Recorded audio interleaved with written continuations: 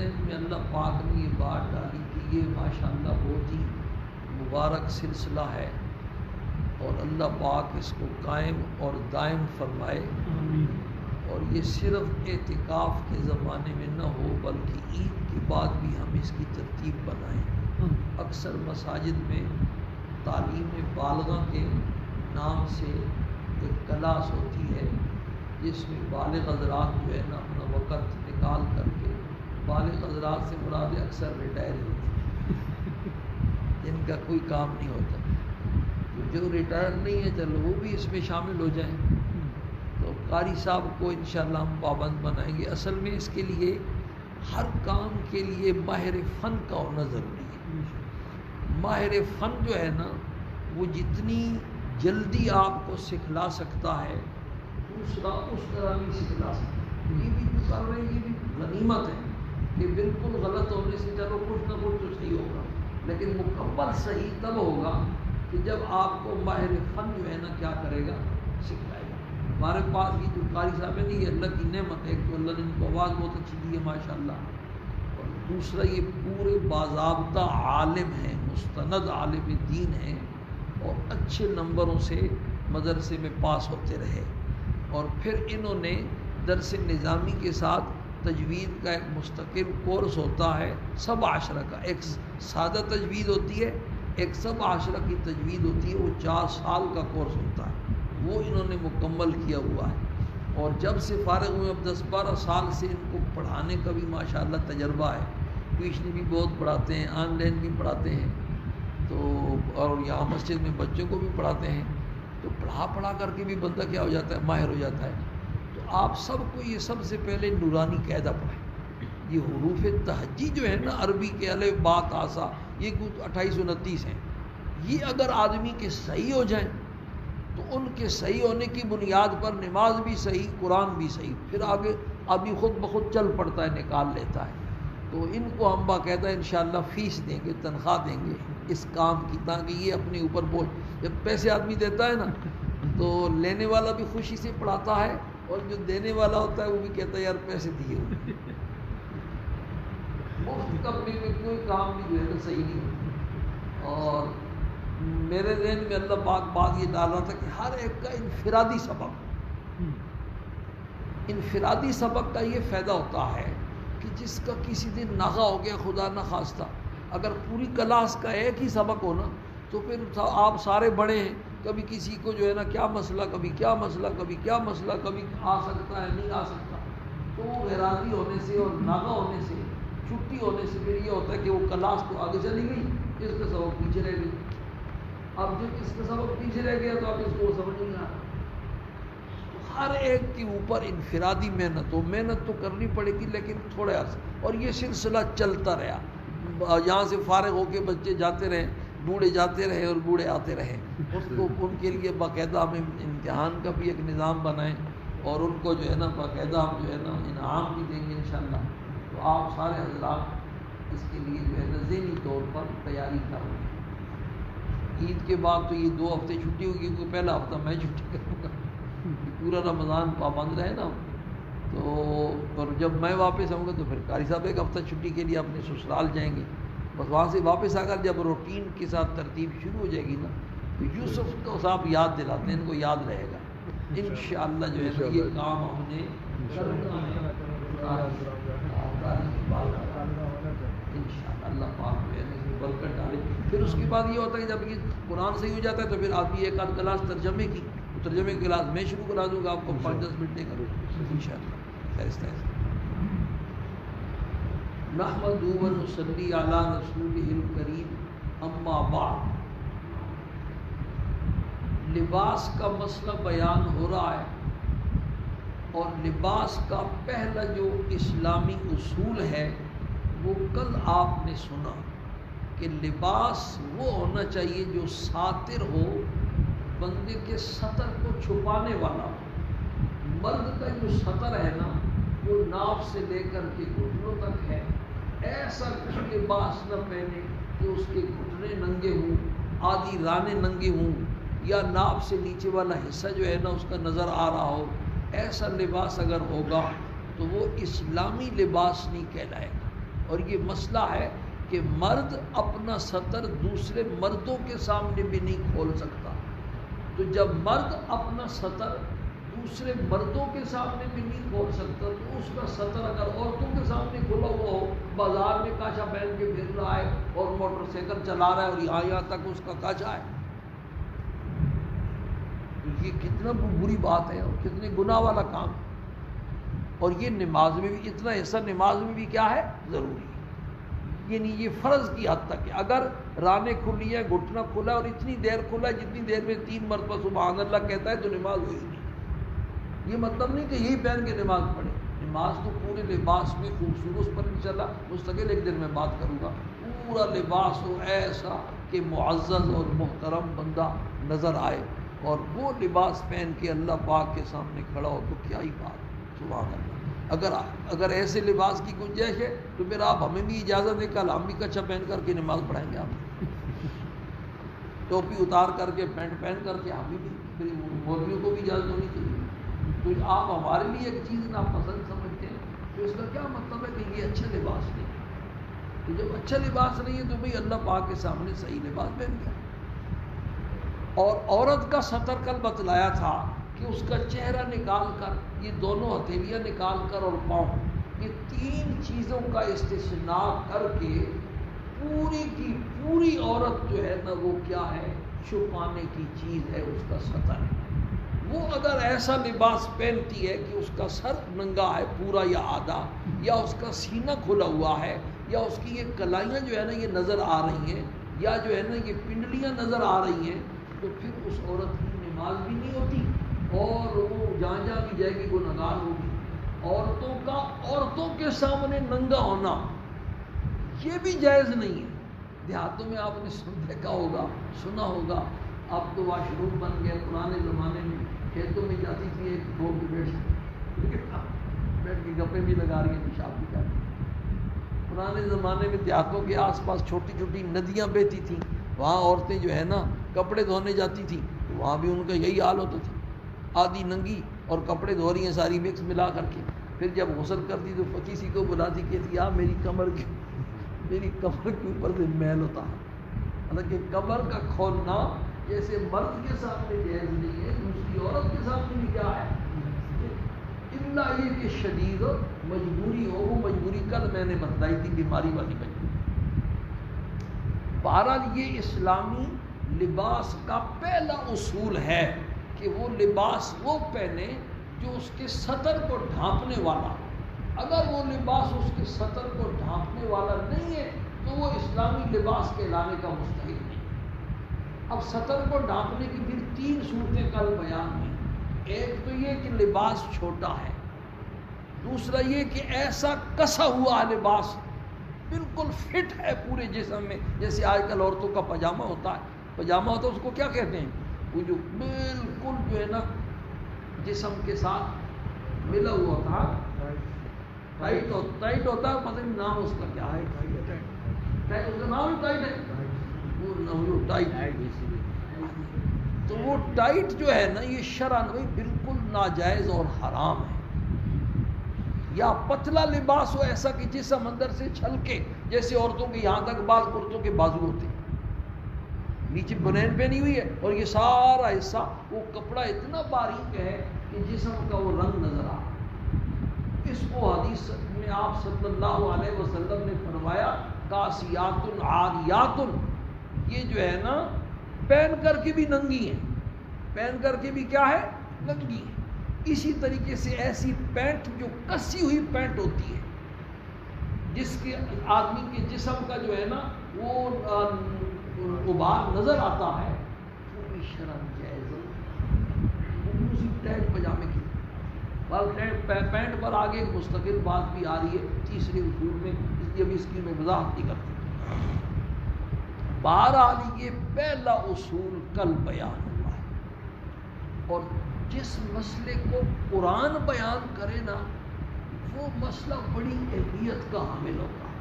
ویسے قرآن نے موٹے موٹے اصول بیان کیے ہیں اور اس مسئلے کی تشریح تفصیل سرکار دو عالم صلی اللہ علیہ وسلم کے حوالے کر دی, اس کی جزیات آپ نے بیان فرمائی. پھر آپ کی جو ہے نا ارشادات میں جو چھپی ہوئی باتیں تھیں وہ فقہا نے بیان کی، لیکن یہ اتنا اہم مسئلہ تھا کہ اس کو قرآن نے باقاعدہ مستقل مقصود بنا کر کے بیان کیا۔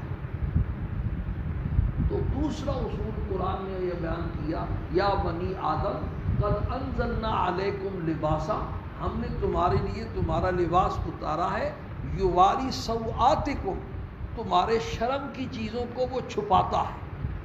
یہ پہلا اصول یہاں سے ثابت ہوا، وریشا، اور تمہارے لیے خوبصورتی کا، زینت کا اور جمال کا بھی کیا ہوتا ہے سبب۔ ایسا ہم نے لباس اتارا ہے کہ تم وہ لباس پہن کر کے خوبصورت نظر آتے ہو، اچھے نظر آتے ہو اور جمیل نظر آتے ہو۔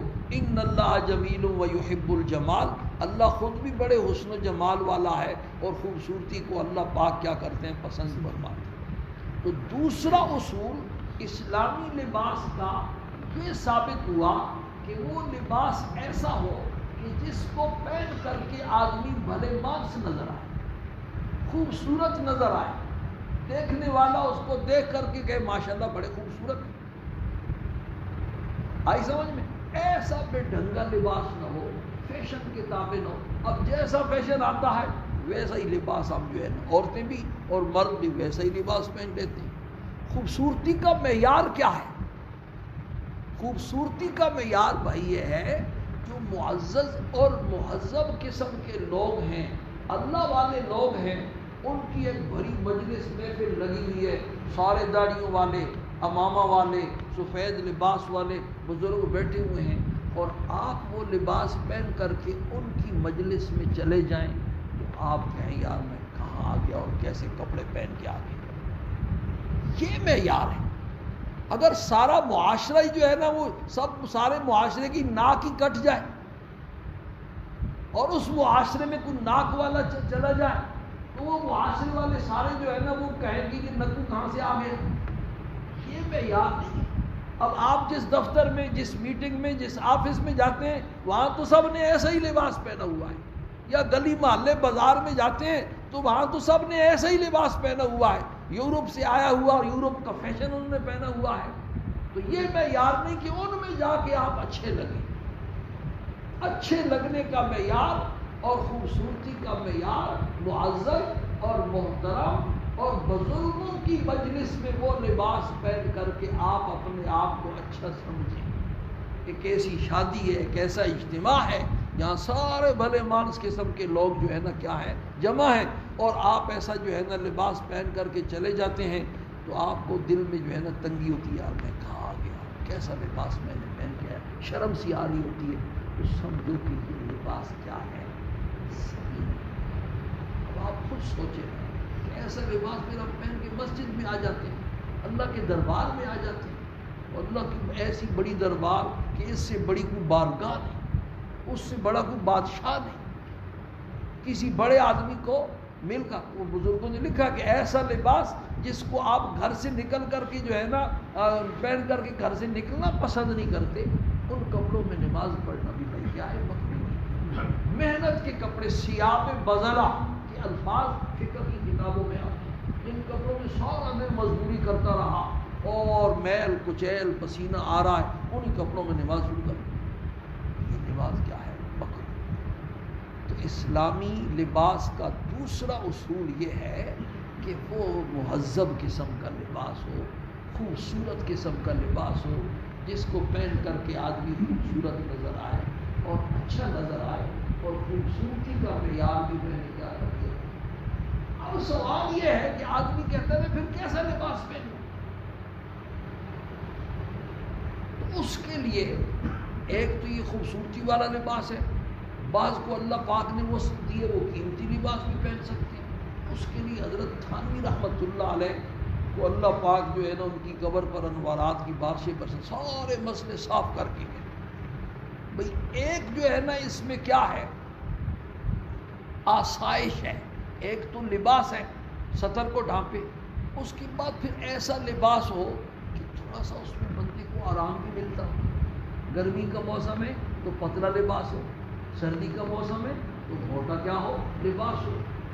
ایک لباس جو ہے نا 15 روپے کا جو ہے نا 500 روپے گز مل رہا ہے، ایک 1000 روپے گز مل رہا ہے اور آپ کو اللہ پاک نے وسعت دی ہے اور آپ کا دل چاہتا ہے اپنا کہ میں 1000 والا لیتا ہوں، بے شک نہیں۔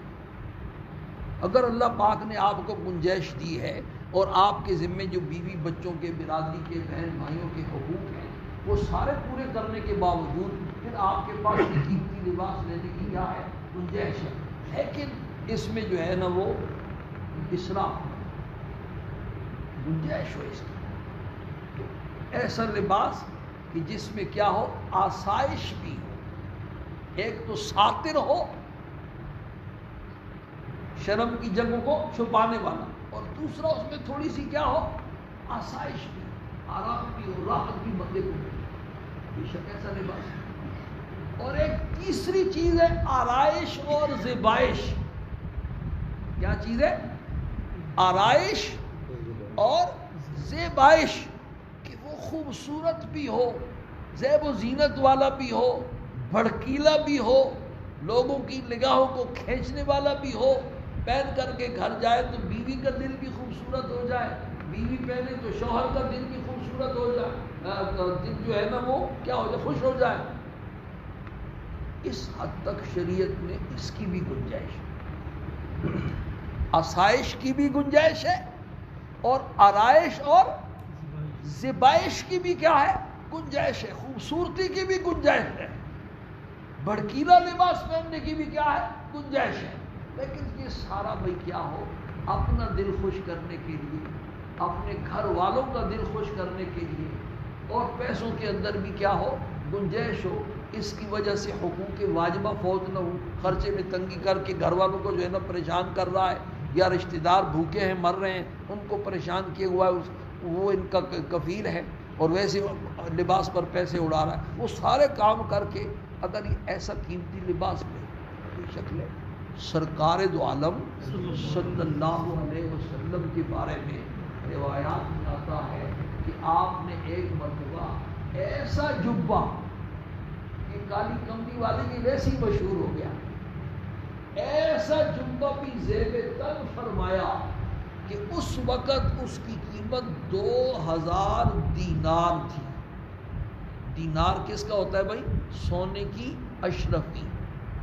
2000 دینار کا جبہ بھی آپ نے زیب تن فرمایا ہے، کیونکہ آپ نے سارے کام کر کے اپنی امت کو مسئلہ بتانا تھا، یہ نہیں کہ ہمیشہ ایسا کیا، کبھی تو ہمارے ایسا بھی پہنے تاکہ لوگ سمجھ جائیں کہ اس کو پہننے کی بھی کیا ہے؟ گنجائش۔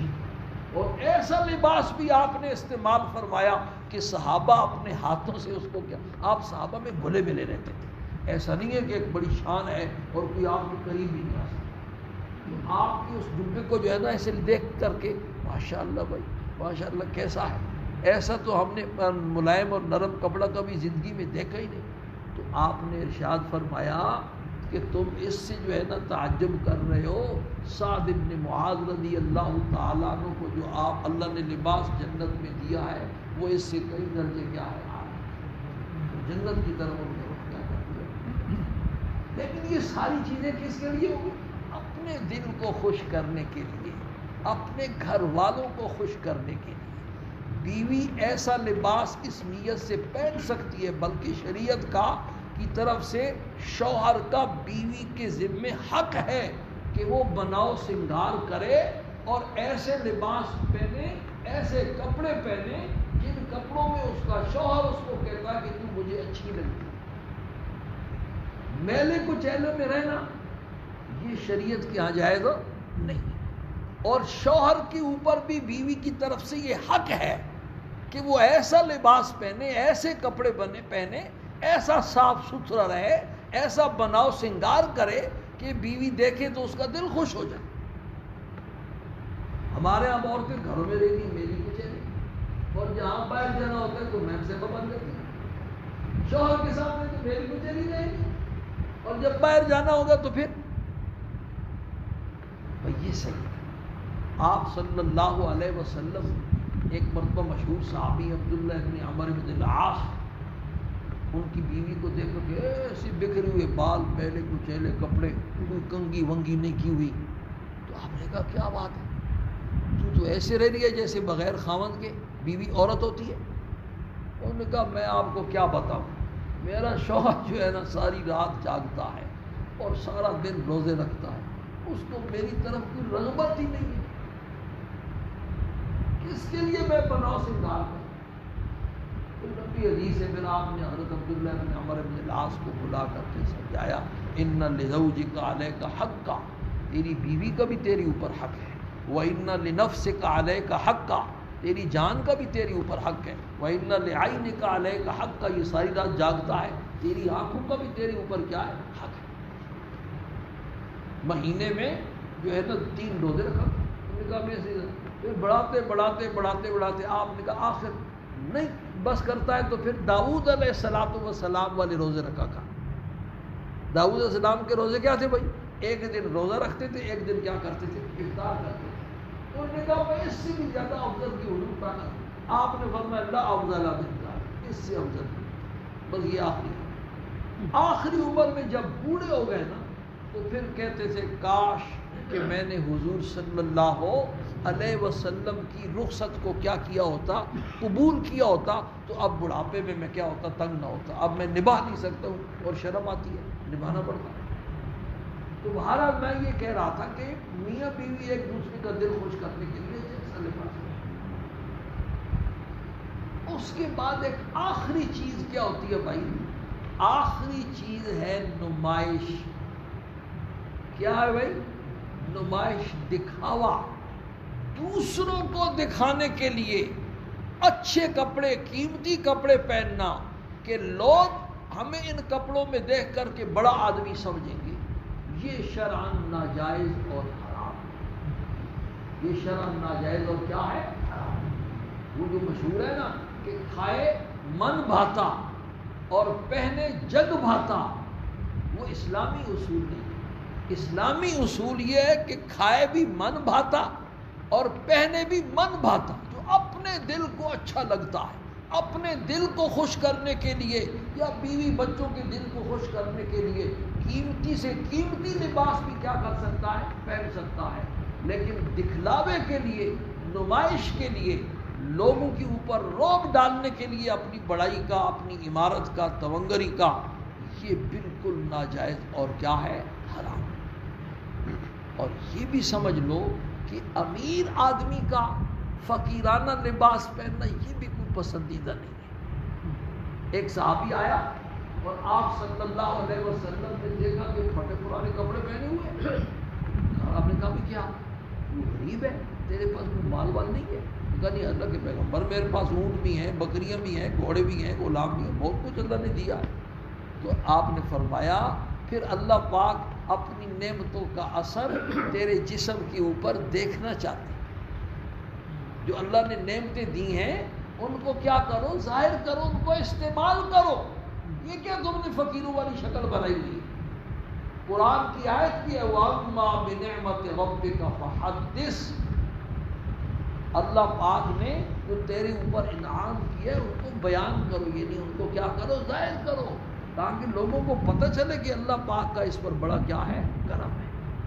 دل میں تکبر اور بڑائی نہ ہو، لوگوں کو حقیر سمجھنا مقصود نہ ہو، اور اپنے آپ کو بڑا ظاہر کرنا یہ کیا ہو؟ مقصود۔ تو بہرحال دوسرا اصول اسلامی لباس کا کیا ہوا بھائی؟ کہ وہ لباس پہن کر کے بندہ خوبصورت نظر آئے، معزز نظر آئے، محترم نظر آئے، مہذب نظر آئے۔ یہ جو پتہ نہیں ہمارے ہاں یہ جو شارٹ لباس نکل آئے ہیں، تو سارے ناراض بھی نہ ہونا، اکثر پنڈوں کے رہنے والے اور شہروں میں آ گئے، اب اپنے آپ کو جو ہے نا شہری انہوں نے بنا لیا۔ دیہاتوں میں ان کی کیا حالت تھی، اور آ کر کے یہاں وہ لباس پہنتے شہریوں والا۔ اور کچھ بوڑھے بھی تاکہ ہم سمارٹ نظر آئیں ایسا لباس پہنتے کہ ہم سمارٹ نظر آئیں اپنے آپ۔ یہ اللہ کے بزرگوں والا لباس ہے۔ اس پر آگے بھی بات آ رہی ہے، جب مشابہت کی بات آئے گی تو پھر آدمی کو کیسا لباس پہننا چاہیے، اور لباس کے بندے کے اوپر بڑے کیا ہوتے ہیں؟ اثرات ہوتے ہیں۔ جیسا لباس پہنے گا دل پر اس کے ویسے ہی کیا ہوں گے؟ اثرات۔ اللہ پاک ہم سب کو اس کی سمجھ نصیب